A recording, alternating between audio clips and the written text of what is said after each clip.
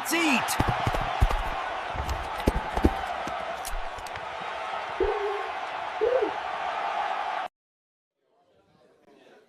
Welcome, everybody, to this week's edition of Cavalier Football Pregame at the Moose. I am here with Matthew from the Greenbrier Valley Channel. Yep. And we're going to talk a little bit of Cavalier football today. Yes, we are, Roger, and I'm super excited to get into this week. Cavaliers are going off. We got 3 straight home games to finish off the season. We got Montcalm this week. Then we got a tough one against Midland Trail, and then we got Gilmer to finish out the season. So Cavaliers are right now ranked 15th in the state. They're just hanging on to one of those last 2 playoff spots, and we'll see what they can do with the last 3 games of the season and see if they can punch themselves a ticket into the state playoffs. Well, that would be great, especially after a very challenging season. Played some very quality football teams, come up short on a few games, but, hey, the Cavaliers don't give up, and that's one thing I like about this football squad, and I definitely want to go ahead and throw out a thanks to the Raynell Moose Lodge. Every week they put a meal on for these guys, pregame. It's a great meal. Smells so good, but Absolutely. I can't eat tonight because my wife's cooking. So I've got to be a good boy tonight. Yeah, I was going to say, you'll have to hold it back on it for this week. I know that's hard to do, but I love to eat. I'm sure Laura's got good stuff for you, though, this evening, so you'll be taken care of the best part. We're going to go ahead and get into our sponsors for this evening, also our injury report as well for the Cavaliers. So good news for the Cavaliers. This is the shortest injury report that we've had pretty much all season.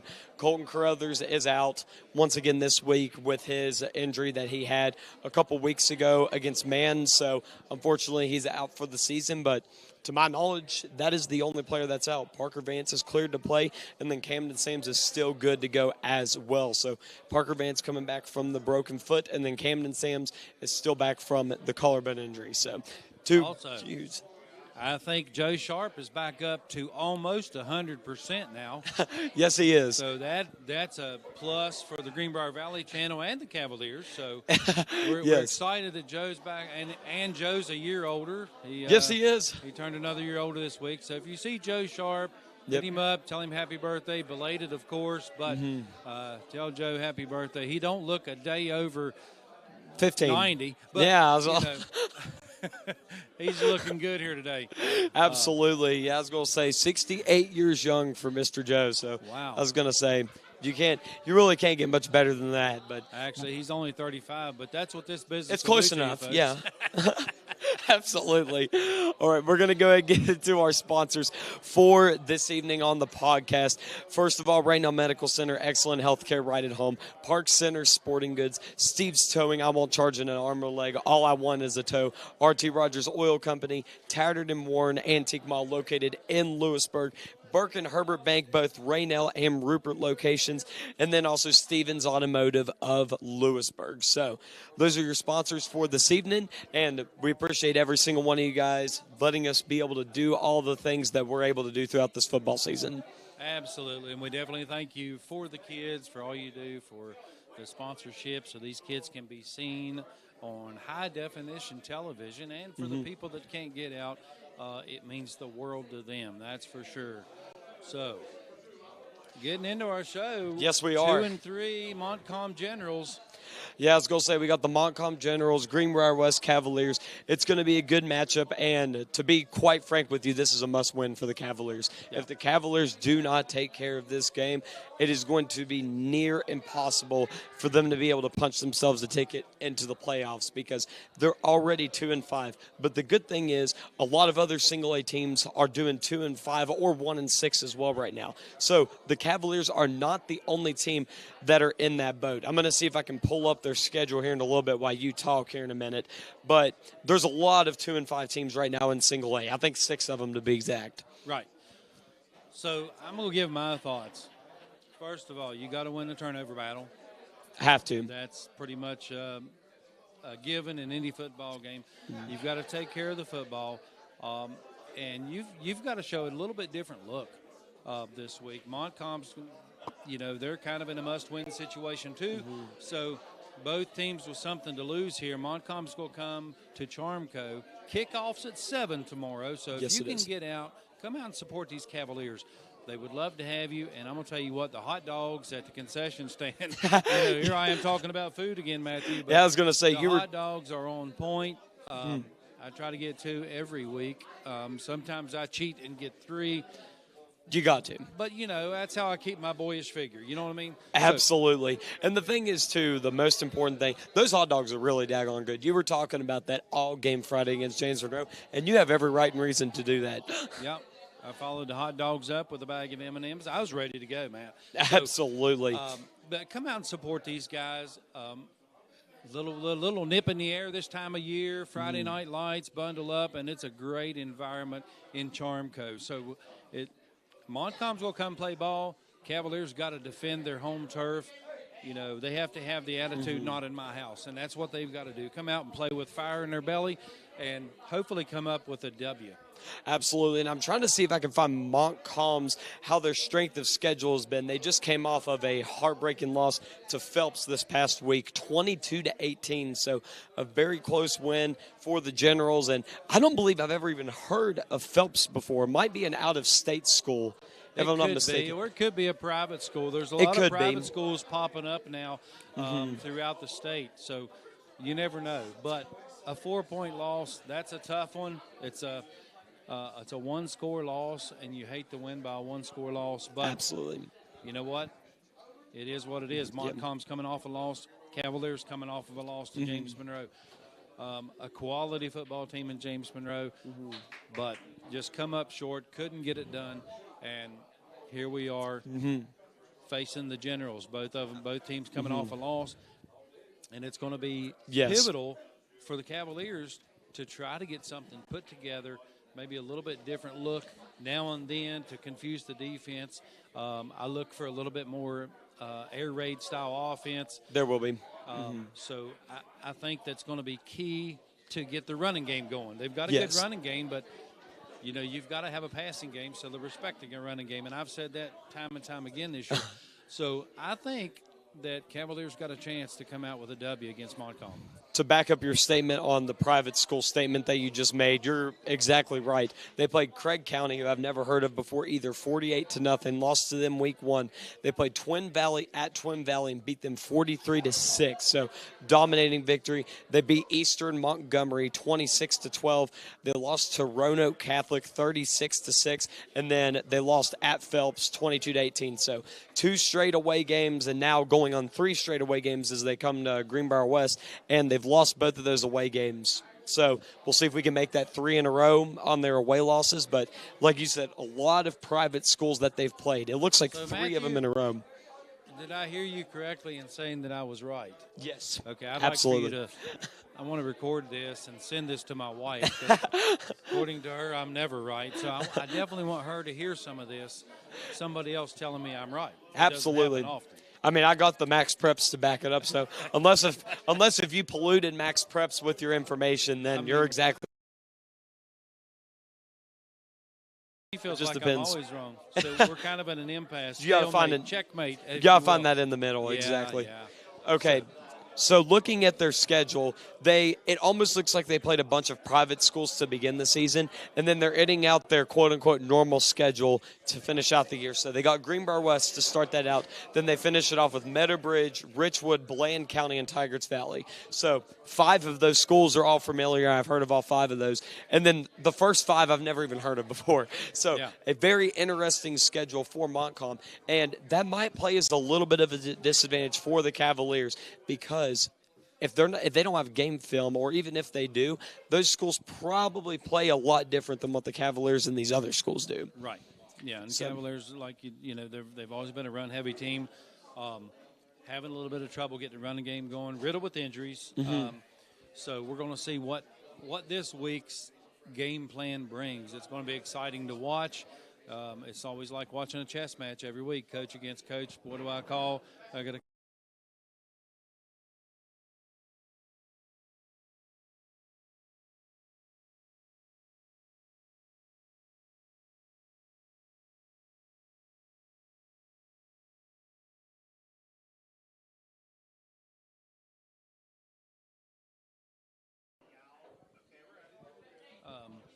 So he's going to go grab Coach Mike Goddard, and we're going to bring him up and have a little chit-chat with him, see what his feelings and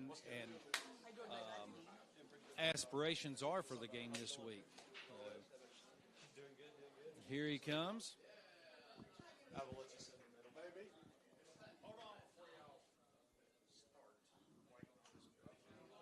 You're good to set in the middle. Come on in, Coach. Here we are with Coach Mike Goddard. Coach, have you seen any film on Montcalm? Oh yeah, we film study is part of our program. That's a weekly ritual. That's something that's done on a daily basis. Mm-hmm. It's done often. It's a necessity in today's game, I think. Absolutely. My question, well, I've always got more than one. So, who is the biggest threat on the Generals? Well, I'll tell you, they actually have kind of a roster full of athletic kids. And without me maybe pulling out a name, I don't know if any of the viewers here would be familiar with their basketball team. They have I believe this kid would be a sophomore now, big athletic kid that played inside for him. He can really jump out of the gym, and you can see it on the football field. He's very athletic, explosive when he runs. He can catch the football, and he's a threat for him. The films that we had access to about the second play of the game, he split the defense. I don't want to bring up a bad memory, but about like Hines did on that touchdown pass, he did the same thing. So they and not only that, they like to spread the field, so they've got a lot of slot type players that are just quick and athletic, and they'll be a handful. Yeah. And speaking of this team, one thing I noticed about Montcalm, they played a really, I'm going to say, odd schedule. Not a bad schedule, but a little bit of a different one. They haven't played any teams in the Coldfield Conference yet this season. They played several private schools coming into this year, and they're finishing out the schedule with schools like us. They got Richwood.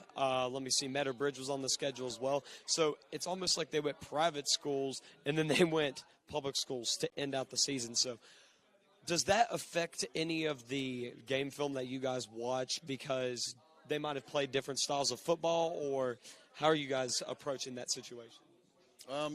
Not really. When you watch these teams and you watch them on film, obviously it's not like sitting down and putting your eyeballs on them, but you're not necessarily looking at what you think would be like a matchup. What you're really watching is schematically. What do they do right here? What do they like to do, both offensively, defensively, special teams? Get an idea of their tendencies.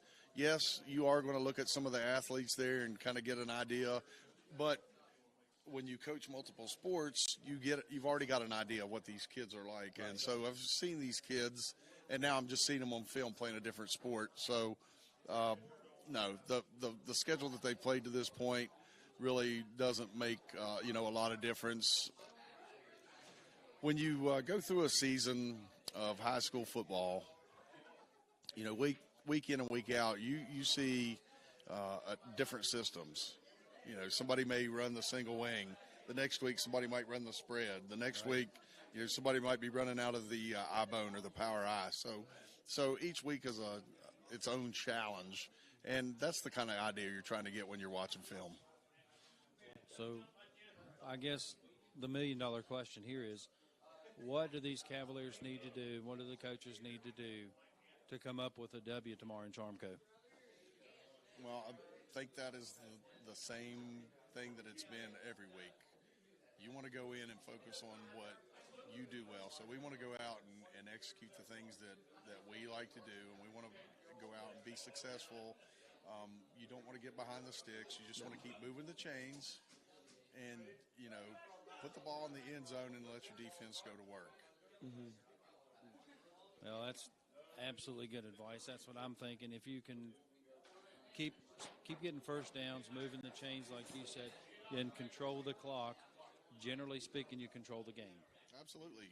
And, that wears on a defense over the course of a game. Coach Osborne, he likes to get out there, and we like to tempo, the defense when we've got them on their heels a little bit. So you want them rocked back on their heels. You want them guessing what you're doing, and you want to keep them out there on the field and use that to your advantages. Yes. At the end of the night, you'd like to run 75, 80 plays if you could, and that's going to be very taxing on somebody's defense. Yes.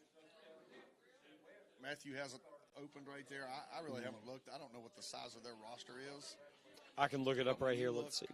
At a Class A team, if these teams have, if they only have 25 to 30 kids, and you can get out there and tempo these guys all night, you make it very hard on a roster of 25 to 30 for them to be able to substitute and keep fresh, quality substitutes in the game that can defend what it is you're doing.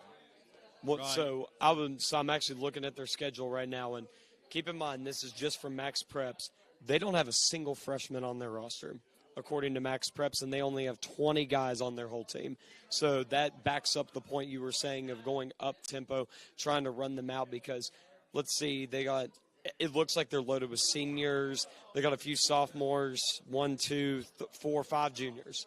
So mostly seniors and sophomores. So that's going to definitely, if Greenbrier West can get out, like you were saying, in up tempo and play to really play our game how you guys have been wanting to. I remember talking to Dunbar preseason. He was talking about how we were trying to get up on the ball, get ready during practice, and get the ball snapped. And that's a huge thing, not getting false starts, not jumping off sides or doing anything stupid, costing us 5 yards here or there. So this is a little bit off topic of what I was just talking about, but we now have Camden Sams back, which last week we got to see a little bit of a sample of him. He got a couple catches, which was really encouraging to see back from his collarbone injury that he had. Unfortunately, obviously, we don't have Carruthers for the rest of the season. So do you guys have any way that you guys are trying to utilize, maybe do something different? Because obviously Carruthers, bigger guy, and then you have Sam's a little bit shiftier, smaller guy out on the perimeter. Do you guys maybe have a little bit of a different game plan that you guys are trying to use since Sam's is a star? Well, first thing, when we look at our roster, it's a next man up mentality. So losing Carruthers is a big blow to our offensive line, but we've got a lot of young guys that have stepped up and got a lot of playing time this year, and we expect them to step out there and, to do that job. Now, with Camden Sams, I wouldn't say that we're doing anything differently. We're doing what we were hoping to do from the get-go. And he's going to interject his athleticism into our lineup. He's going to be a viable target for Colton Dunbar in the passing game. He led the team last year with 6 interceptions, so he's going to provide some much-needed depth in the secondary defensively. And Sam's he's a super athletic kid. He's got a lot of wiggle to him. So, I expect he's probably going to add a little pop to our special teams also. But I think mainly giving Colton Dunbar a quality receiver, Camden really adjusts to the ball while it's in the air. He does that. And sometimes there are things that kids just do naturally that you cannot coach. You can try to teach that. And even though Dunbar may have put a lot of work in with some of these kids, he's got a lot of – Dunbar and Sam's are practically best friends, all right? So there's a connection right there, and it'll be natural, I think, for Colton to look for him now that he's back and try to get him the football when we, are in throwing situations. But Sam's is really going to help us right there, and honestly, on the offensive line, I feel like everybody that's here is going to do the job, and in Carruthers' void, we'll be okay. Well, you can't say enough about chemistry between players, especially No, you can't. quarterback-receiver chemistry. That we used to call it a dynamic duo. I mean, it's been called a lot of things through the years. My question, as far as the generals go, how big of a threat is the explosive plays? I know that they're going to try to be methodical, but everybody wants an explosive play. It's just good looking on TV. It's good looking on the field. How big of a threat is their explosive plays? Well, explosive plays are always a problem. I don't care if it's Montcalm or whoever. So they really do like to throw the football a lot, and it wouldn't take, a botched coverage or something like that. They have the athletes that can catch the football and take it to the house. So we're going to have to be sound defensively right there. And I think this will be a game that you'll see Montcalm put the ball up a lot more than maybe some of the other teams that we've played, to date. And but that's okay. That just falls right in line with what I was saying earlier about each week, the different systems and things that you see. And for me, it's like a 10-week trial run getting you ready for the playoffs. So the more that you can see, the more different things that you can see right there, the better experience your kids are going to have when it comes playoff time. Absolutely. So playing 4 quarters of football is going to be key in this game, especially with the small roster that they have. If you can control the time of possession and wear the defense out, that's when they make mistakes, early in the third or late in the third, early in the fourth quarter. Maybe you guys can pop a few explosive plays yourself. Yeah, I hope that we're able to run the football effectively, and that keeps the chains moving, keeps the clock moving, because I think you guys will see especially if they get out there and they start throwing a bunch of incompletions, it stops the clock, and it stretches out what would normally be about, maybe a 2.5-hour game. It stretches out to 3 hours and 15 minutes or more. So I go back to the Pocahontas County game when we took the lead. We went on a 17-play drive right there. A lot of things have to go right for you if you run 17 plays and take the ball down the field to score. But man, that chews up the clock. That wears down a defense, and I'm hopeful we're able to do that Friday night. Another thing I was looking at too, and this is Max Prep, so take Max Prep's word for it. But Corbin Nunn, who looks and appears to be their leading receiver, against that loss, we were talking to about, let's see, who did they play? It was just their last team, Phelps, that's right. He had 2 receiving touchdowns for 171 yards right here. So that backs up what you were saying about explosive play and the fact that they have a receiver that can go off for 171 yards. And, he had, you might as well say most of their points because they scored 18 against Phelps and the 22-18 loss. So that's big right there. So I would say Corbin is going to be a player to watch against the Cavaliers tomorrow night for sure. So, Coach, did you have a special guest tonight that you wanted to talk to? Yeah, we've got a gentleman in the house tonight that head coach Kelly Vaughn talked to me. He called me earlier today and said, I think he's going to be down there. He said, I know you know a lot about our history, and there's going to be a lot of people watching. And he said, would you be willing to talk to him a little bit and ask him, a few questions? So I do see him over there right now. Well, let's get him over here, and let's do it. We'll introduce him to Cavalier Nation here.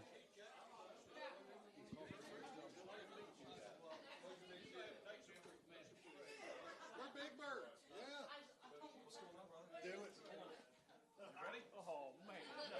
So Matthew is going to get the guy on camera, bring him on in. I'm going to move over and let you sit in my seat, and I'm going to give you the microphone. Well, come on in. Where am I supposed to sit? Here? Sure. Yes, sir. I will. Coach Goddard's going to take the reins here and see what he can do. Well, I'd like to introduce to our viewers a gentleman here that played for the Greenbrier West Cavaliers 1976, 77, and 78. He was 1978 Class AA Special Honorable Mention. He holds some records that we're going to talk about here in just a moment, but his name is Timmy Booth. And Timmy, welcome to the Greenbrier Valley Channel's Thanks. show. Probably my first interview, I guess. Long overdue. Long overdue. So I want to tell everybody really quickly how you and I met, I guess, if you will, several years ago when I was doing my research project on West's football history. Somehow came across Mr. Booth's phone number and cold called him. We'd never met before, and we spent about 2 hours on the phone talking about Greenbrier West football like we had known each other our entire lives, and it was a fantastic conversation. I learned a lot. I enjoyed it, and so I'd like to share some of that with these people tonight. Well, that'd be good. I remember that. So, Timmy, you played for Greenbrier West, and really I think what would be considered their first golden years of football. The first 3 playoff appearances in Greenbrier West history, you were part of those teams. Obviously, as a sophomore, I don't know, maybe didn't play a lot. I'm not certain, but played for Coach Toby Harris your sophomore and junior year, Correct. and Yeah. then Coach Hilton your senior year. Yep. So tell us a little bit about playing for the difference maybe in playing for Coach Harris and Coach Hilton. Oh, boy. There was a bit of a difference, that's for sure. Coach Harris was, he was stern but calm, and then Coach Hilton come along and, you wasn't used to, he'd get mad at you, and you knew when he was mad. But he was still fair, but it was a big difference. He was just a different type, but he got his point across when he got a little angry. So, If I make a quick point. So you were, Coach Carter, you were talking about Coach Harris just a few seconds ago. So I graduated class of 2023. To put into perspective how long Coach Harris did it for, he coached me in track. It shows you how long and how great of a man Coach Harris was. He did it for 50-plus years. That's incredible. Yeah, that's for sure. So you were part of Greenbrier West's very first playoff team in 1976. It was a loss to Big Creek, but what was the feeling around the community and at the school at that time? Achieving playoff status and going on the road. I think that was played at Bluefield. Yeah, it was down at Mitchell Stadium, down in Bluefield. Yeah, it was a huge thing. Something none of us was used to ever seeing, before, and it was an exciting time. Yeah, I didn't play. I played specialties on varsity, but I didn't start my sophomore year. But that game that day, in the first half, we lost Farron Hubbard to a collarbone injury, and I can remember this like it was yesterday. Big Creek had a big running back called A.C. Mullins. That was his name, and he come busting through the line, and Harold Wicks come up to hit him, and A.C. Mullins just trompled him like a horse because he was a big guy, and Harold tried to hit him as hard as he could and knocked Harold out. So there it was in the second half. Ricky Eastep playing quarterback, and I was playing tailback. So that was pretty scary. So, but that was my first baptism by fire, starting in a game like that in the playoffs. That was pretty wild. So we ended up losing, I think, 28-6 or something. But yeah, I think there were a lot of turnovers in that game, if I'm not mistaken. Quite a few. Yeah. Oh, yeah. Lost fumbles, and Harold being one of the greatest quarterbacks to ever come out of our school. It was hard for him to get started because, Big Creek they were a tough. I think they went on to, I don't know. You might know better than me, Mike. They might have won it that year. Well, I know they played in it, but I'm not sure that they might have went to the won championship and not win. But yeah, but that was it was exciting to be a part of the first 3 playoff runs for West. That's for sure. And that was a crazy one for sure. Yeah. Well, your junior year. You're playing in the semifinals in Huntington at Fairfield Stadium against the Man Hillbillies. And that was a game that ended up going into overtime.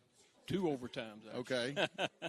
And I guess we got it to the 1-yard line, but just couldn't get it in. Yeah. That was probably, at that time, was probably the most complete team we had. I mean, we were pretty solid, both defensive and offensively.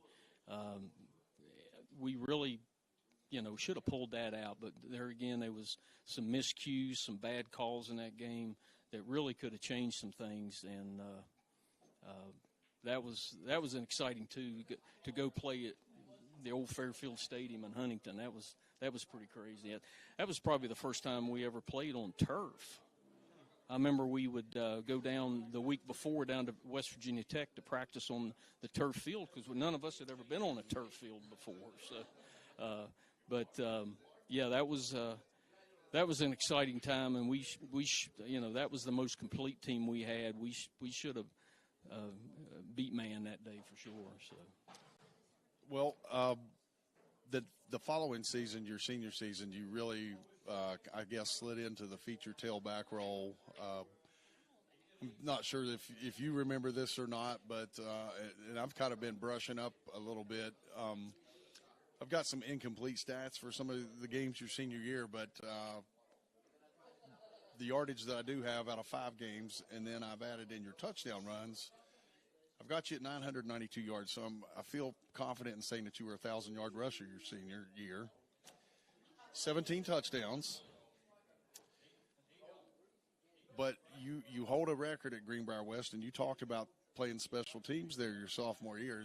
You are the only player in Greenbrier West history to return 2 punts for touchdowns in the same game.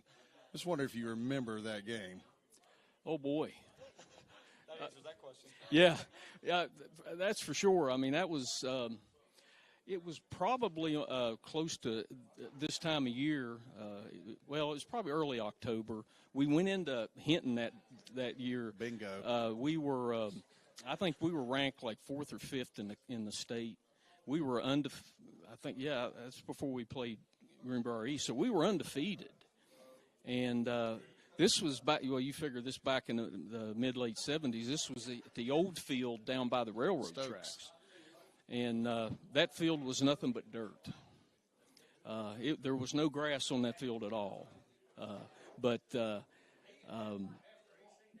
they were pumped for us. I tell you what, they played hard, and we just let them hang in there and hang around, and before we knew it. We come out of there with a 1-point loss, You've got a fantastic memory. Well, I can remember it like it was yesterday because it's so funny. The punt returns I ever returned, every one of them I dropped. And both those that night, when I caught it, I dropped the ball.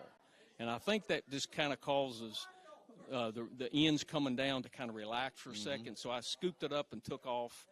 And I think it was just the edge I needed to hit the sideline, and that was pretty much it.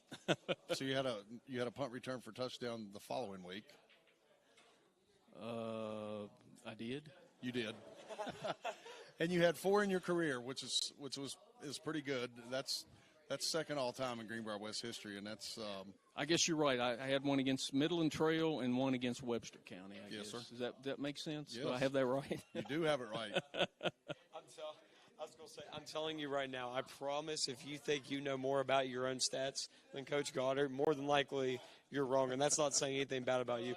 Coach, he probably knows a lot more about me than I know. He's a Greenbrier West historian. I mean, it's unbelievable. Also, I finally found the little spreadsheet I was looking for earlier with the records. So Montcalm is ranked 13th in the state right now, and we're 15th. So if we can manage to pull it off, we'll move up a couple rankings, more than likely up to maybe 12th. So we'll see how it goes. So your group, your senior class, the ones that played all 3 years, 25-7 over a 3-year span, playoffs, 3 straight seasons, was really the first really taste of glory, I guess, for Greenbrier West. I would say, one of the great runs in Greenbrier West history. There was a game in 1977. I don't know if you remember this. I think I've asked you about it before. Cavaliers beat Pocahontas County 33-0. You and a teammate both rushed for over 100 yards. We won the game 33-0 and did not score an offensive touchdown. I think that night was you probably know better than I do, but I think that night I broke the record for the longest punt return. in that game. So you had and then Farron Hubbard ran a kickoff back. That's correct. And then I think the following year, Walter Ratliff broke my record, and I don't know who owns it after that. But I'm sure there's somebody, and not me and Walter Ratliff. But on top of those 2 return touchdowns, we had an interception return, a fumble return. Steve Taylor kicked a field goal, 33-0 without scoring an offensive touchdown. But you had 2 100-yard rushers in the game because you and Farron both rushed for over 100 yards. It's just like a statistical anomaly. It's just. And I probably didn't even ever know that until you told me that a couple years ago. So it is kind of crazy. So you keep up with the football team now? Oh yeah. I've got to see you around a couple times over the past few years. What are your feelings on Greenbrier West football now? You look at the facility that we have. You obviously know our head coach Kelly Vaughn very well. What are your feelings about Greenbrier West football? Well, I tell you what, I think Kelly and his crew do a good job getting these boys prepared. I think they're fundamentally sound. Each time they play well, and I think he tries to still embody that same mold that Coach Hare started 50-some years ago. So I think they're, in a lot of ways, their offenses are even more complex than we ever tried to do. Everything we did was kind of basic, really. Now you can tell they're very, they try to keep up with, the offensive schemes to try to win games. And, I think Isaac does a good job with that. And I think they're doing really well. But you know how it is in high school. I mean, you got to try to mold a team with what you have. It's not like you can recruit. So I think the players they have, they really do a good job of getting them prepared. And I think it starts from little league to junior high. I think there's a good junior high program, which really helps out, I think, tremendously. And that's really where it starts, so. Coach Vaughn and I were talking today, and we were saying how we thought the school's been around long enough now that we might need to start having a little bit of a Greenbrier West history class. And I told him, I said, well, at the very least, we could have a Greenbrier West football history with our kids right here. And I really kind of wish that we had done this earlier when all the kids were still here so they could be introduced to you and know about some of those accomplishments that we were talking about. And, a program that's been around 58 years, records are made to be broken. And, you had that punt return touchdown, and Walter, broke it the next year. And, these guys can set some personal goals there too. But team-wise, this is a program that is hungry for a state championship. After all these years, this is a team that really would like to. That would be a feather in the cap. And it's time. I mean, I think you see we've proven over the years that we can, be a dynasty in Class A and even in Class AA.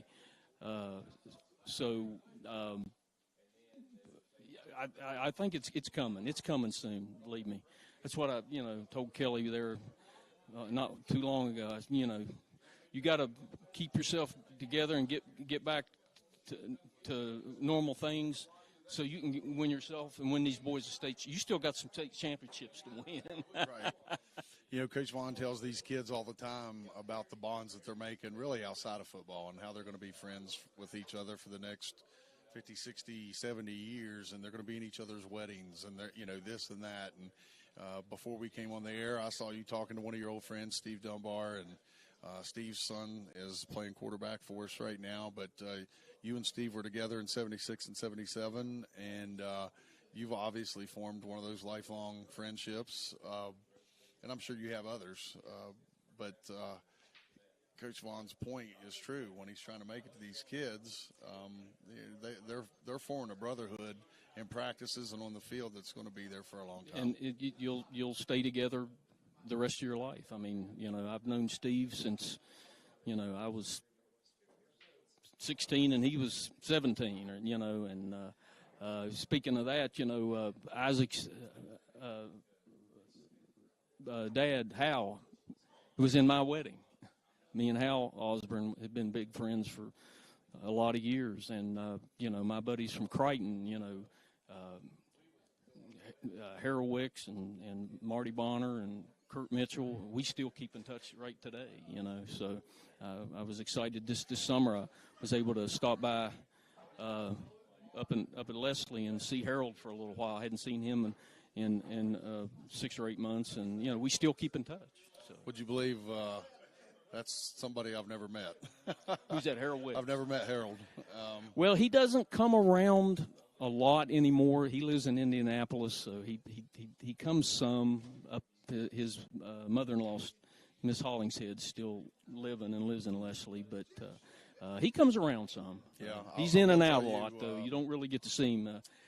Two falls ago, we had a dinner to honor Coach Harris and Mrs. Harris, and I did get to meet somebody at that dinner that I had never met before, and what a character. It was Marvin Moore. Oh yeah, I remember Marvin. I remember him when I was a kid, when I was a young boy, like in grade school. He was such a monster of a man. He was huge. Back in my day, I mean, he was a young man, but he was a big guy, and I remember him big time. He was Greenbrier West's first 1,000-yard rusher, 1,800 yards in 1971. I was excited today when I was tabulating the numbers and saw,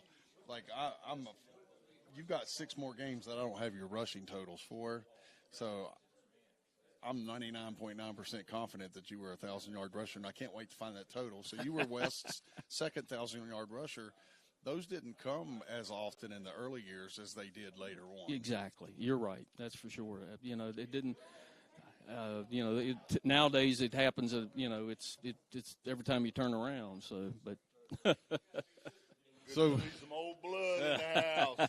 Joined now by Greenbrier West head coach Kelly Vaughn. And Coach Vaughn, you've talked about kind of your heroes when you were coming up through middle school or junior high at the time that were playing at the high school level, and Timmy was one of those guys. Oh, absolutely. Timmy was a fine running back in the late 70s, but truthfully, you hit the nail on the head. When I was 12, 13 years old, Harold Wicks, Boozy Scarlett, Steve Dunbar, Steve Taylor, Timmy Booth, Walter Worrell, one of the Ratliff boys. Oh, help me out. Walter Ratliff, a couple Mitchells, Curtis Mitchell. Oh, I'm running out, Mike. I've been hitting the head too many times, but I think I did pretty well there. Naming them cats. They was all darn good football players. Oh yeah. So we're talking to Timmy, kind of brushing up on his numbers a little bit today, and even though the totals aren't there, 99.9% confident this was the second 1,000-yard back in Greenbrier West history. What do you remember about him? Because the things that I know about him was he had a lot of flash in special teams. Actually, Timmy could run. I'm not for sure. Back in them days, they didn't have the 100 meters. They had the 100 yards, but I'm sure he broke 11 anyway, or close to it, 11.2, 11.3. He might have done a little better than that. I'm getting a look from him, but regardless, I ain't going to give him the mic because I know. There you go, 9-9 twice. I knew he would say something about that. But, again, just looking at the way those guys played with Harold Wicks at quarterback and Timmy running the ball. Steve Dunbar and I were joking because Steve's son plays quarterback for us now. And Steve asked me, we were just talking, he said, I could run back in the day, and I was a center. And I said, well, Coach Harris was coaching them boys back then, and Coach Harris would always say, I had Harold Wicks in the backfield. I had Hubbard in the backfield. I had Timmy Booth in the backfield. I said, well, Steve Dunbar, I'm sorry, but that's the reason you was playing center. I mean, you got to play the best where you can. But, man, them guys done a fantastic job. And people don't realize this. They were all semifinalist teams. And people say, what do you mean by semifinals? I mean, they were top 4 teams because back in those days, they only took the top 4 in each class. So, I mean, they were in the semifinals. They were in the semifinals when they played the first round of the playoffs. Mm-hmm. Probably the game I remember the most as far as heartbreaking, because I love Dean Jones. I don't want to forget Dean Jones. They were playing at Huntington down at, was it Fairfield? Fairfield Stadium. We Fairfield just talked about Stadium. it. Yep. They were playing down there. And daggone it, if we didn't block a punt, I was with Jim Crane. Dane Crane used to play, and Jim Crane would take me to all them ball games. God rest his soul. But I remember Dean throwing that darn ball up in the air after we scored a touchdown. It was a muff punt. I'm sorry. I think I said block punt. It was a muff punt. Well, daggone it, if we didn't get the ball in the end zone, we thought we had a touchdown. To make a long story short, they ended up getting the ball back, and daggone if they didn't drive the ball down the field and beat us like 14-6 or 14-8, or it was a heck of a ball game. I mean, it was good stuff. I mean, it was history game. But I remember all them guys. Ricky Estep, there's another name come to me. Judd Gilkson. I mean, these names are now flowing. I'm sure Timmy's sitting there shaking his head. Yep, Freddie Gilkson, all them guys, good people. But I think it's great that you come back in. Tomorrow's homecoming. I know there'll be some other folks from out of state, out of town that'll come by and say hi, which I appreciate. There's Julian Bennett came by last year and just was amazed at the facilities and how well things were being taken care of. And right now we're working on the locker room. It's going to be beautiful when we get it finished, and just a lot of good things going on at Charmco right now. And again, I appreciate you coming by and saying hi. I know I put you on the spot, that's for sure. Well, I was telling him he was really part of the first golden age there at Greenbrier West football. Playoffs all 3 years. Then when your group came through, second group to do it all 3 years. What were your thoughts then as an alumnus when Coach Vaughn's group came through there in 81, 82, and 83 and had the playoff success they did? Well, actually, his brother and I played together. Okay. Yeah. You know, really, I thought those years they were going to do it. I mean, they had the size, the talent. There was really that's when we really thought, okay, we're going to get a state championship even then, because they were bigger than we were back in the day. That was the early 80s. These some pretty big boys. They were good athletes. So much bigger than what we were back in the 70s, that's for sure. So, yeah, I mean, look at Brian McCall. I mean, Brian had a great career.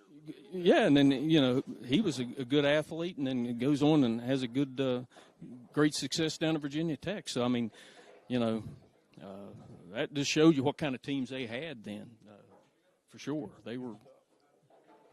So after Coach Vaughn's run, he goes on and he's successful at Wake Forest. He comes back and he gets to coach his brothers, and he gets to coach them in a state championship game. I know that you followed the team at that point. What are your thoughts then? We're talking about the one in 91, yeah. Oh, my. That one I was not there. My kids were small, but I didn't get to make that one. But, that one should have been there again. Right there was a great, solid group of boys with the Vaughn twins and the Bevanses from up Quinwood. Yeah, I mean that. Yeah, they were. Y'all making me bring up names. Lord, honey, y'all making me bring up names from lists. That's good stuff. Yeah, I mean, like I say, there have been a lot of real close shots over the years, and I think it's coming. And he's gonna get them there. He's gonna get them there. Yeah, I'm gonna ask you one more thing, and I'm gonna hand mic off to Coach Vaughn, but Coach Vaughn is very aware of this. First 10 years of Greenbrier West football, Coach Harris was our head coach. Coach Hilton then, he hung in from 1978 till 2001. Lewis McClung, a teammate of Coach Vaughn's, was the head coach for, another 13, 14 years. Coach Vaughn now is in his third season. What do you think about the kind of the legacy there of, I got to bring up Coach Harris came back between Coach McClung and Coach Vaughn. So, he had another run out there, but, it's in-house. It's all family. Well, and I think that's the reason why their time is coming, and it's coming soon simply because of the way the coaches have been brought up and been able to be, taught the right way, coming from Coach Harris and Coach Hilton and playing with, for Coach Hilton. That's how you understand. It gets in your blood. And that's the way he is now. It's in your blood. You want this to be successful, and you're going to do everything you can to make it successful because you have a lot of pride.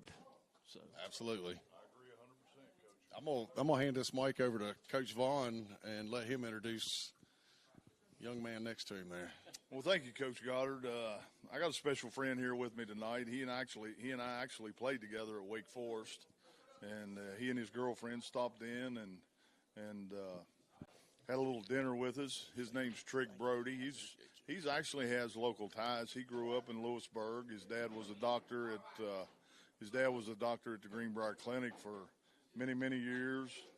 I got to know his father when I was in college, and Trig would ride home with me. I'm a little older. I hate saying that, but at least I still do have my hair. I'll throw that out there for now. But what a super guy, and it is so special to see a guy like Timmy that has got sweat, blood, and tears at Charmco on that field to come back. And it is very special to me to have a friend that I played with in college to come in, bring his girlfriend, and like I say, have a little dinner and come to the game tomorrow night and enjoy their evening before she goes back to North Carolina. And he travels so much anymore, I can't keep up with him. One time he'll text me or call me, and he's in Oregon. So I really can't but he's been touching base with me here lately. And another good friend, Steve Fleming, came in a couple weeks ago. Of course, Coach Goddard loves Steve Fleming. We should have got him on here because if he ever – he better be watching. Yeah, when he does come back, he will be on here. But anyway, I want to introduce Trig and let Trig say a few things because he knows a lot about Greenbrier West. He's in tune. It is certainly an honor to be here. I've come to many Greenbrier West football games, and I've always admired the way the community rallies around the football team and the young men that are playing. But I will tell a story on Coach Vaughn. Love it. Back in 1987, I came in as a freshman, and Kelly was a junior then, and I came in with Coach Dooley. And I was redshirted that year, and Kelly took me under his wing and showed me how to play. And Kelly was always really a tough, well-respected player and a good player. He's really well known across the Atlantic Coast Conference as being one of the better players in the conference. And that year, Wake Forest got off to a better start than we've ever gotten off to in prior years. I believe we were 4 or 5-0. We were 5-0. Yeah, 5-0. And one of the things that made that team so good in 1987 was the defense. Yeah, we were good. And I remember watching Kelly get interviewed, and he said, I don't care if you're Wake Forest University or Raynell or Greenbrier West. If you can play defense the way we play defense at Greenbrier West, that's why we're doing so well here at Wake Forest. So he talked about Raynell and Greenbrier West. I'm sure you remember this right during the interview. So, Absolutely. So even when he was in college in 1987, and he had nice black hair, and he wore tank tops back then. He had a lot going on, but he gave. the credit of his toughness and his play of being one of the best players in the Atlantic Coast Conference, he gave it to his roots here. And I think that just says a lot about this community and all the things that I hear today about the pride in this. And just, the other thing about Kelly, though, just talking about pride in the program, the thing I really loved is the way he used to cut the grass of the field. And he would tell me, I said, Kelly, let's go do something. He goes, I can't. I've got to go cut the grass and make it look good. And that just epitomizes the pride of this school. And that's why I'm so proud to be his friend, because he's so dedicated to the people in this community. Well, let me get some cash out, because I tell you what, brother, that was. I'll tell you something. It's kind of hard to follow up on that. Hey, we got that field turf 3 years ago. Yeah. I don't think he's brokenhearted about it now. No, thank God for Mr. Bryant and the Board of Education. Yeah, I got to give my dad some love on mowing that field, my brother some love on mowing that field too. It wasn't just me. But yeah, when we got fired from that job of taking care of the football field, we weren't too sad, to make a long story short. But that's what we're talking about tonight. It's so nice, and I try to explain to our kids, we got a few over there still shooting pool. I mean, you got to run them out of here. Which they're making memories, and that's what I try to tell them. And I want them, and we want them, when they leave Greenbrier West, we want them to be like Timmy Booth. We want them to come back, be proud of the program, keep up with the program, know what's going on with the program. In today's world, I mean, we got this network here that people watch our games that live in North Carolina, that live in Pennsylvania. It's just the technology today is so nice that allows us to get out of our area. Now, don't get me wrong, we want the stands full, but we have some older folks that really this network and them being able to watch the games is very important and very entertaining for them on Friday nights. And it's amazing the number of comments that we get. It's nice to see you guys, and I'm biased. I'm sorry, but when you come and look at our facilities today, they are so nice, and we are so proud of them, and that's the way it should be. And I'll never forget Coach Pruitt. He was our defensive coordinator. Trigg knows who I'm talking about, and Trigg knows he's crazier than I am. But I remember Coach Pruitt saying when he and I coached together for a couple years, it does make a difference if you win or lose. You're there to win. But he said in the end of the game, when you look back, if you made a difference in that program, you were successful.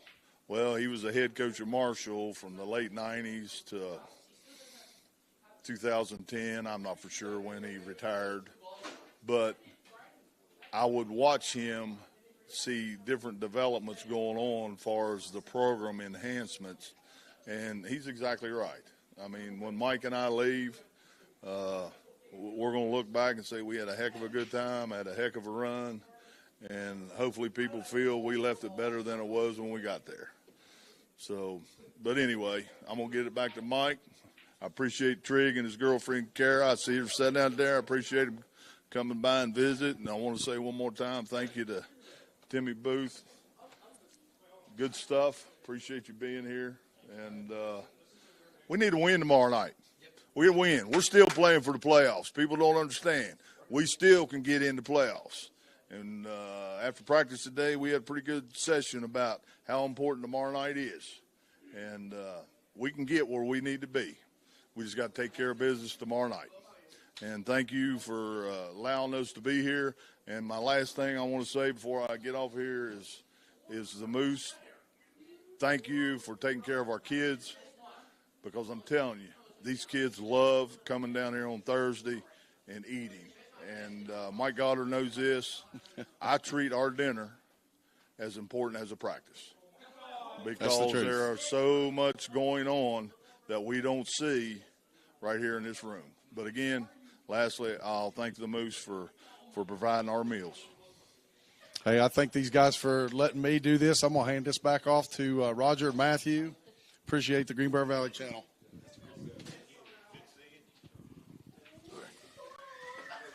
Thank you, Coach Goddard, Kelly Vaughn, Appreciate you, Coach. Thank you. Mr. Booth.